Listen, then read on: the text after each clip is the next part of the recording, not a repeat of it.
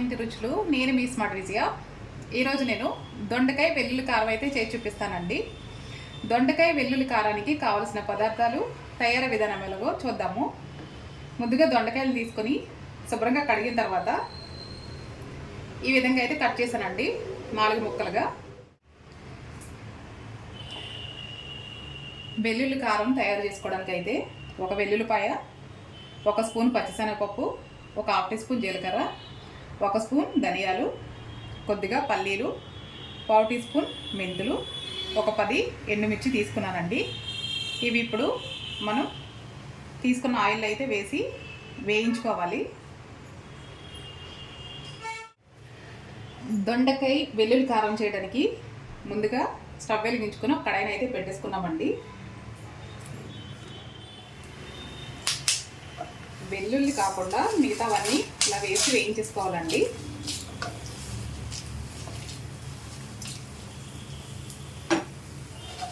సిమ్లో పెట్టుకుని కొంచెం కలర్ చేంజ్ అయ్యే వరకు అయితే వేయించుకోవాలి.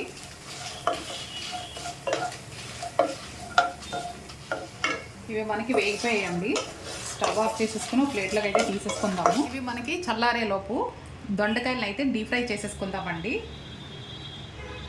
ఇదే కడాయిలో దొండకాయలు వేయించుకోవడానికి అయితే తగినంత ఆయిల్ పోసేసుకుందాము. నార్మల్గా వేయిస్తే టైం పడుతుంది కదండి.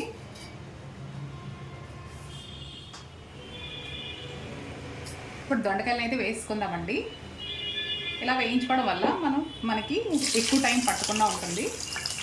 నార్మల్గా వేగాలంటే టైం తీసుకుంటుందని నేను ఈ విధంగా అయితే వేయించేస్తున్నాను. టేస్ట్ కూడా బాగుంటుందండి.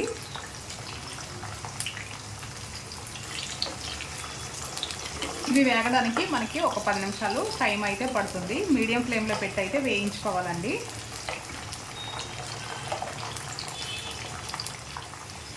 దొండకాయలు వేగేలోపు ముందుగా వేయించి పెట్టుకున్న పోపు సామాన్ని మిక్సీ అయితే పట్టేసుకుందామండి.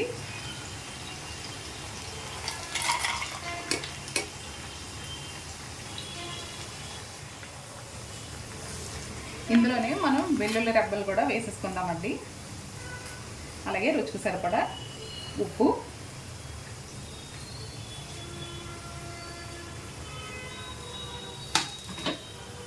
ఇది ఒకసారి మిక్సీ పట్టుకుందాము. కొద్దిగా ఇలా నలిగిన తర్వాత చిన్న కొబ్బరి ముక్కని ముక్కలుగా కట్ చేసి వేసుకోవాలండి. మరొకసారి అయితే మిక్సీ పట్టు చూపిస్తాను. ఇవన్నీ ఇలా బాగా నలిగిన తర్వాత ఇందులో ఒక 1/2 టీ స్పూన్ అల్లం వెల్లుల్లి పేస్ట్, ఒక ఉల్లిపాయని ముక్కలుగా అయితే కట్ చేసుకున్నానండి. ఇవి కూడా వేసేసి మిక్సీ పట్టేసుకుందాము. మొత్తం అన్నీ వేసేసుకుని ఇలా మిక్సీ పట్టేసుకోవాలండి. ఇప్పుడు తయారీ విధానం ఎలాగో చూపిస్తాను. ఈ దొండకాయలు కూడా ఫ్రై అయిపోయండి. ఒక ప్లేట్లో తీసేసుకుందాము.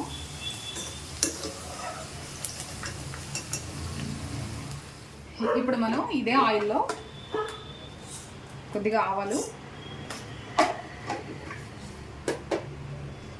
కొద్దిగా పసుపు,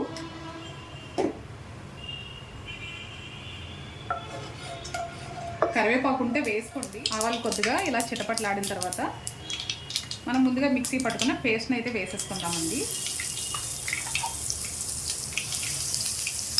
పేస్ట్ వేసేసుకుని ఒక 2 నిమిషాలు వేయించుకోవాలి.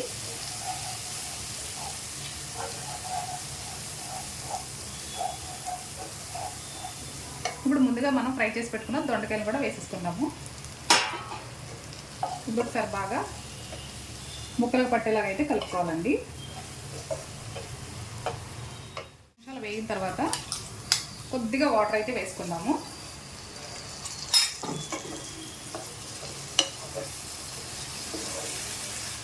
ఇలా కలిపేసుకుని ఒక 5 నిమిషాలు మూత అయితే పెట్టేసుకుందాం.